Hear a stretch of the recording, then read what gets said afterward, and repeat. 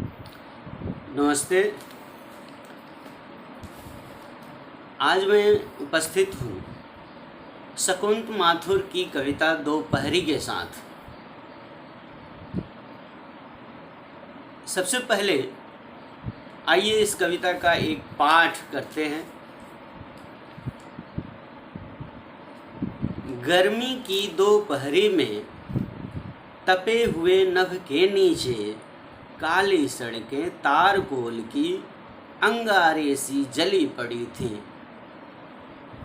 गर्मी की दोपहरी में तपे हुए नभ के नीचे काली सड़कें तारकोल की अंगारे सी जली पड़ी थीं। छाह जली थी पेड़ों की भी, पत्ते झुलस गए थे। नंगे नंगे दीर्घकाय कंकालों से वृक्ष खड़े थे।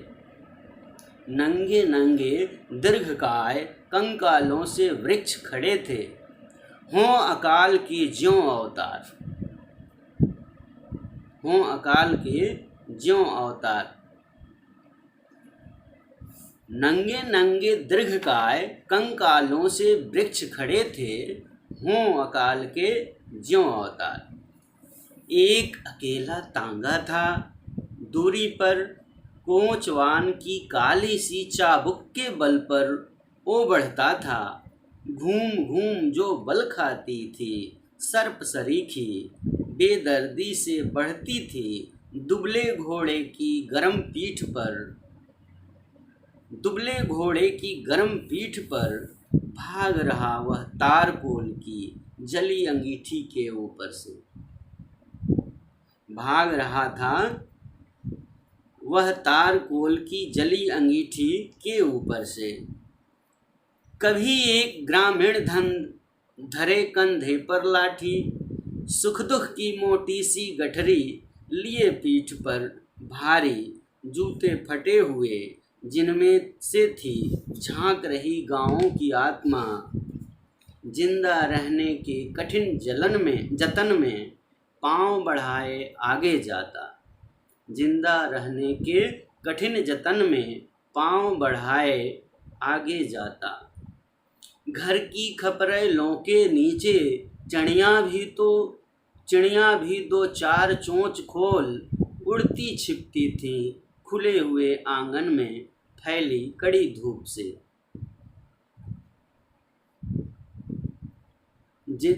घर की खपरेले के नीचे चिड़ियाँ भी दो चार चोंच खोल उड़ती छिपती थीं खुले हुए आंगन में फैली कड़ी धूप से। बड़े घरों के श्वान पालतू बाथरूम में पानी की हल्की ठंडक में नैन मूंद कर लेट गए थे। बड़े घरों के श्वान पालतू बाथरूम में पानी की हल्की ठंडक में नैन मूंद कर लेट गए थे। कोई बाहर नहीं निकलता सांझ समय तक, कोई बाहर नहीं निकलता सांझ समय तक। थप्पड़ खाने गरम हवा के संध्या की भी चहल पहल ओढ़े थी। गहरे सूने रंग की चादर गर्मी के मौसम में। मित्रों, यह जेठ की दोपहरी का वर्णन है। भीषण दोपहरी जिसमें सूरज आग उगलता है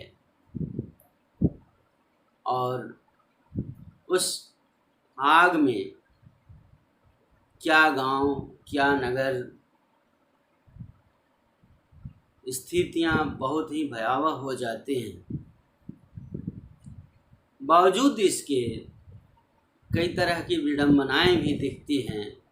कहीं दुख ज़्यादा है तो कहीं उस दुख से टकराने की क्षमता ज़्यादा है, और कहीं उस दुख में भी सुविधाओं के भीतर सुव्यवस्थित रहने के संसाधन ज़्यादा हैं।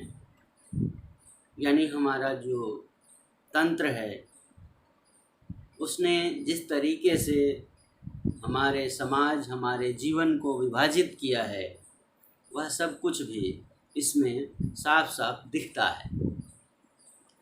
शकुंत माथुर कवयित्री हैं इस कविता की। और जैसा कि मैं आपको इनके संबंध में थोड़ा सा बता दूं कि मशहूर कवि, नाटककार, संपादक गिरजा कुमार माथुर की पत्नी रही हैं शकुंत माथुर।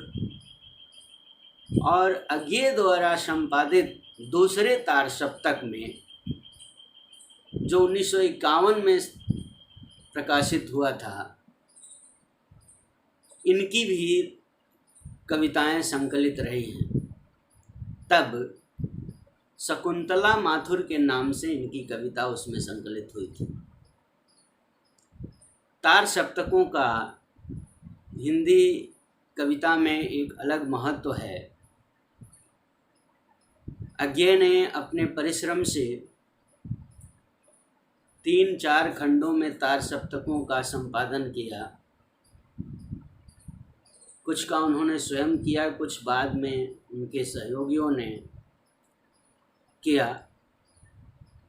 और उस माध्यम से उन्होंने उस समय के, अपने समय के उन तमाम बहुचर्चित रचनाओं को प्रकाशित करने का काम किया, जो उस समय की पीड़ा, उस समय की हलचल, उस समय के सच को रेखांकित कर रहे थे।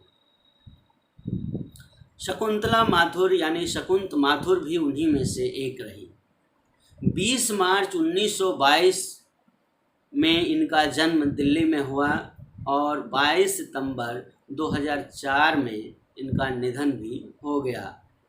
चांदनी चूनर तथा अभी और कुछ और लहर नहीं टूटेगी 3 काव्य संकलन इनके प्रकाशित हुए हैं। प्रस्तुत कविता दोपहरी एक मार्मिक कविता है और कवयित्री ने इसमें बहुत ही सहजता से कई चित्रों को व्यक्त किया है। इसमें कई चित्र टुकड़ों टुकड़ों में आए हैं। कविता इसीलिए क्रमबद्ध रूप से समझने में आपको थोड़ी सी परेशानी हो सकती है। दूसरी बात कि कविता में मुक्त छंद का प्रयोग किया गया है और इस मुक्त छंद में भी लय है। तो कभी कभी छंदबद्ध होने का भी भ्रम पैदा होता है, लेकिन यह छंद में नहीं है, यह मुक्त छंद में। मुक्त छंद का भी अपना एक स्वरूप है। और इसके बहाने गर्मी और भीषण दोपहरी को रेखांकित किया गया है कि जो दोपहरी है वो कितनी भीषण है। एक दोपहरी का चित्र और उसके बहाने उस दोपहरी में कौन कौन किस तरह से प्रभावित हो रहा है, उनके चित्र शब्दों में बयां किए गए हैं। जैसे पहले अनुच्छेद में देखें, गर्मी की दोपहरी में तपे हुए नभ के नीचे काली सड़कें तारकोल की अंगारे सी जली पड़ी थी। छां जली थी पेड़ों की भी, पत्ते झुलस गए थे। नंगे नंगे दीर्घकाय कंकालों से वृक्ष खड़े थे, हो अकाल के ज्यों अवतार। अब देखिए कि कड़क दोपहरी जो अपनी भयावहता दर्ज कराती है, उसमें तपते हुए आसमान के नीचे कौन कौन सी चीज़ें बुरी तरह से प्रभावित हो रही हैं। सबसे पहले जो सड़क है, तारकोल से जो तारकोल बिछी हुई सड़क है वह और तप रही है। उस पर जो पक्की सड़कें हैं आप समझ सकते हैं कि मिट्टी की अपेक्षा जो पत्थर होता है वो धूप में ज़्यादा तपन देता है। तो पक्की सड़क पर तारकोल लगा हुआ है, वो और दहक रहा है। और फिर जो छाह जली थी पेड़ों की भी, जो पेड़ हैं जो छाया देते हैं, जहाँ पर लोग विश्राम करने के लिए तनिक खड़ा हो जाते हैं, उस छाया में भी जलन, गर्मी इतनी भीषण है कि वहाँ भी उसी तरह से ज़मीन तप रही है। उनके पत्ते, पेड़ों के पत्ते भी झुलस गए हैं। और पेड़ जो हैं, अब देखिए यहाँ पर पेड़ों का जो स्वरूप दिख रहा है, एक ऐसा रूप गढ़ा गया है, कह सकते हैं रूपक का जो प्रयोग है। नंगे नंगे दीर्घकाल, पेड़ बिल्कुल उचाट हो चुके हैं क्योंकि उनके पत्ते सूख कर गिर गए हैं, झड़ गए हैं, इसलिए वो नंगे लग रहे हैं और दीर्घकाय लग रहे हैं, डरा रहे हैं। उनकी काया इतनी भयावह लग रही है, बड़ी काया है, यानी वो बहुत विशाल पेड़ हैं परंतु नंगे हैं, उनके ऊपर कोई आवरण नहीं है, उनके पत्र पुष्प टहनियाँ जर्जर झरझर दिख रही हैं। तो इस तरह से नंगापन वहाँ दिख रहा है। और साथ साथ वो ऐसे लग रहे हैं मानो वृक्ष नहीं वृक्षों के कंकाल हों, वृक्ष नहीं वृक्षों के कंकाल हों, उनकी हड्डियां भर हों। और जैसे अकाल से मनुष्य प्रभावित होता है, पशु पंछी प्रभावित होते हैं, तो ऐसा लगता है कि ये पेड़ भी अकाल के मारे हुए हैं। भीषण गर्मी, सूखा पड़ जाता है, गर्मी में मूल रूप से सूखा पड़ जाता है, किसान अपनी फसलों को बचा नहीं पाते हैं, तो पेड़ पौधे भी नहीं बच पाते हैं। कवयित्री ने उसी ओर इशारा किया है कि पेड़ों को देखने से ऐसा लग रहा है मानो ये साक्षात अकाल के अवतार हैं, यानी अकाल इनकी मौत हो गई है। ये अभी हरे भरे होने चाहिए थे, लेकिन भीषण गर्मी, भीषण तपन में इन्होंने अपने प्राण खो दिए हैं। एक अकेला तांगा था दूरी पर, कोचवान की काली सी चाबुक के बल पर ओबड़ता था घूम घूम, जो बल खाती थी सर्प सरीखी। बेदर्दी से पड़ती थी दुबले घोड़े की गरम पीठ पर, भाग रहा वह तारकोल की जली अंगीठी के ऊपर से। दूसरा चित्र देखिए।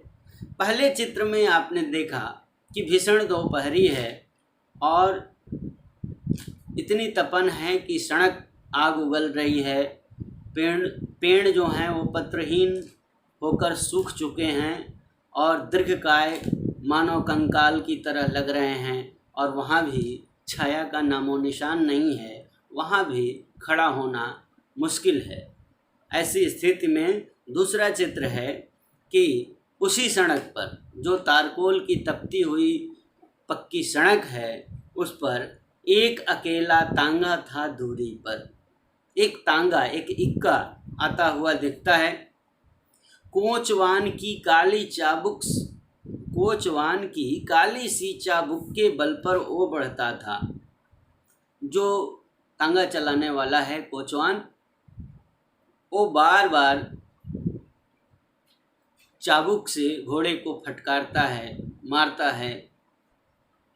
वह तिलमिला जाता है क्योंकि सड़क भी नीचे से आग उगल रही है, उसे प्यास भी लगी हो सकती है, और इसी भीषण स्थिति में उसे अपनी दूरी तय करनी है। तो आगे कवयित्री क्या कहती है? घूम घूम जो बल खाती थी सर्प सरीखी। चाबुक का विवरण है, चाबुक का वर्णन। चाबुक क्या है? जैसे सर्प हो, जो बार बार उस घोड़े को परेशान कर रहा है, डस रहा है।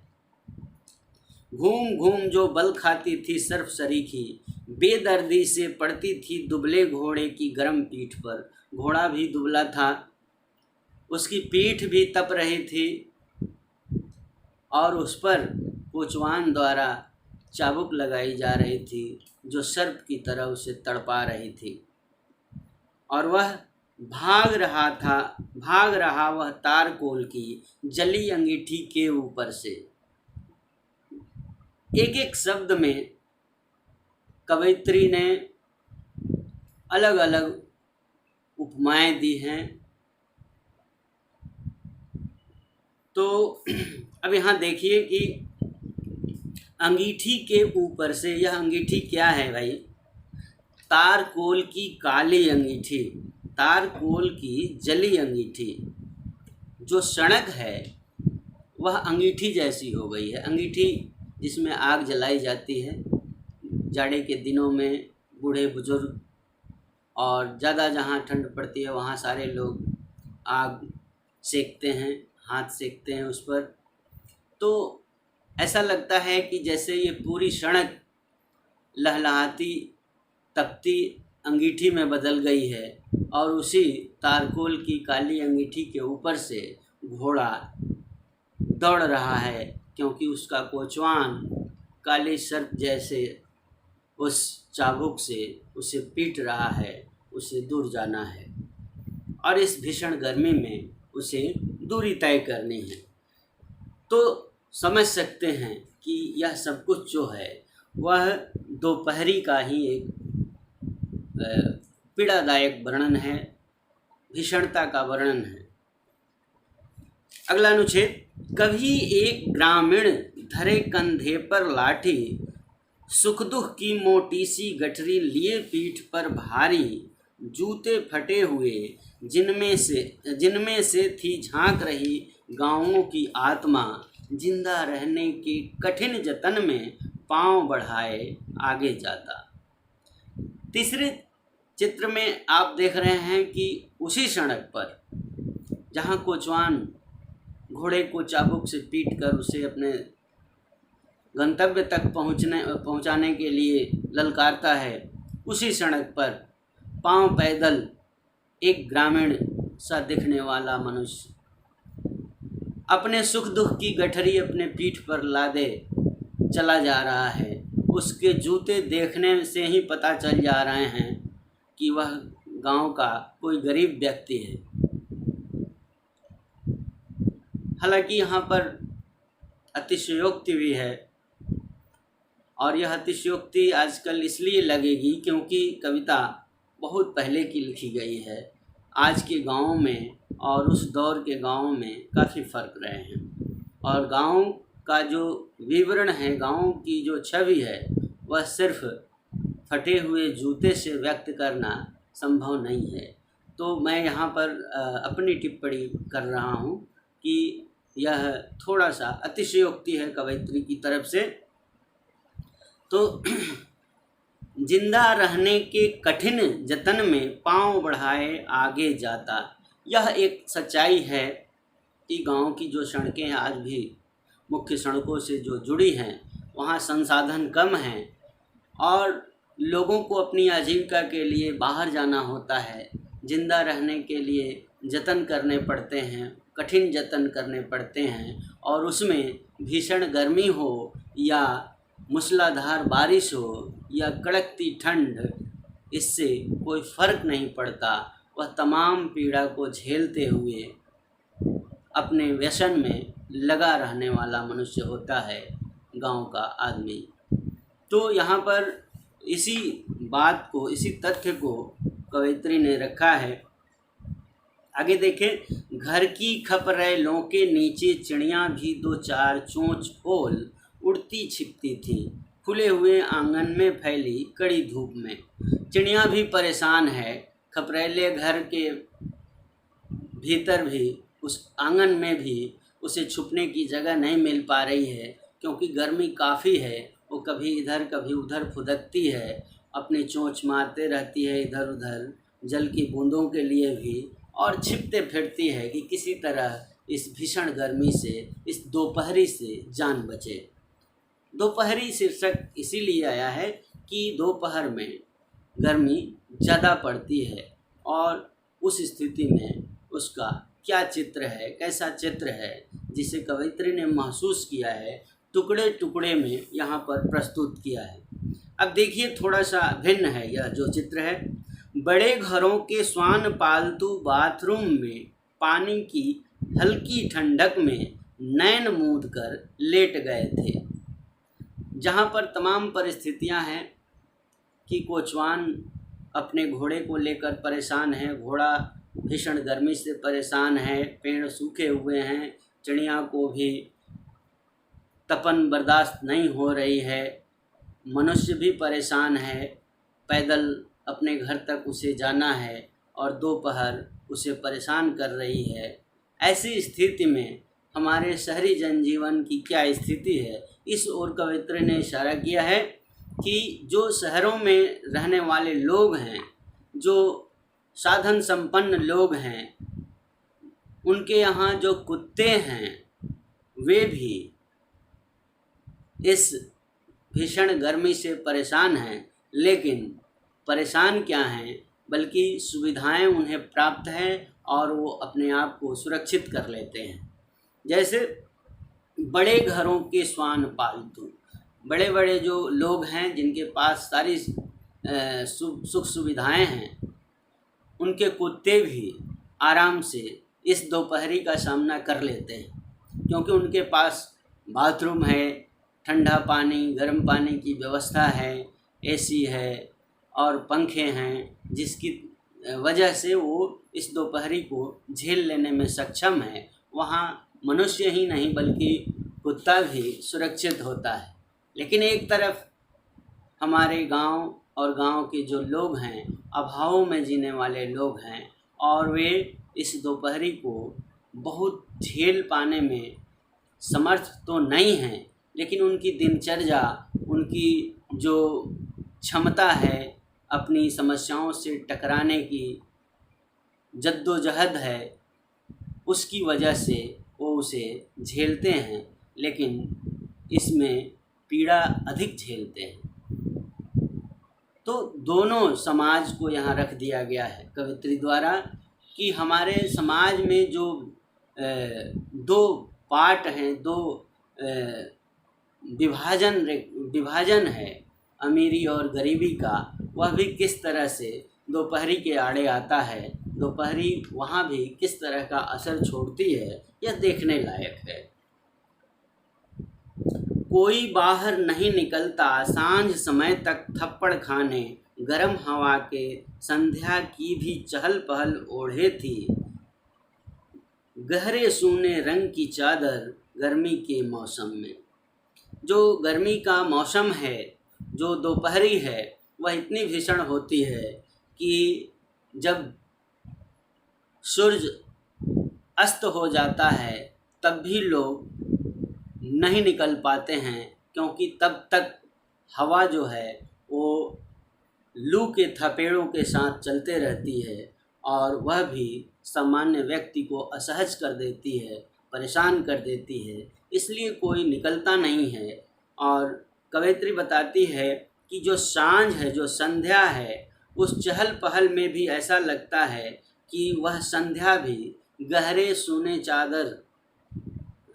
सूने रंग की चादर ओढ़कर आई हुई है। तो यह मौसम जो है चारों तरफ गर्मी ही गर्मी है, और उसमें भी जो दोपहरी है वो सबसे ज़्यादा पीड़ादायक है। वो शहर और गांव दोनों जगह उसी तरह से प्रभावित करती है, लेकिन गांवों की अपेक्षा शहरों में लोग उसे सलीके से झेल लेते हैं, अपने संसाधनों से झेल लेते हैं, लेकिन एक बड़ी आबादी इस दोपहरी से त्रस्त हो जाती है। यह काफ़ी पीड़ादायक है। तो यह कविता उस दोपहरी के सहारे हमारी जो स्थिति बनती है जो हम झेलने के लिए विवश हो जाते हैं, उस पीड़ा को यहाँ पर व्यक्त करने की कोशिश की गई है। दोपहर बहुत ही कठिन होती है अभावग्रस्त लोगों के लिए। पूरे कविता का जो उद्देश्य है यही है, लेकिन दोनों स्थितियों का सहज चित्रण यह करने में कवयित्री सफल रही हैं। शब्दों का चयन बहुत ही सहजता से किया गया है। तो उम्मीद है कि आप इस कविता को जब पढ़ेंगे तो भावार्थ और इसके उद्देश्यों को ठीक से समझ लेंगे। इस माध्यम से आपका फिर से एक बार बहुत बहुत शुक्रिया, बहुत बहुत धन्यवाद।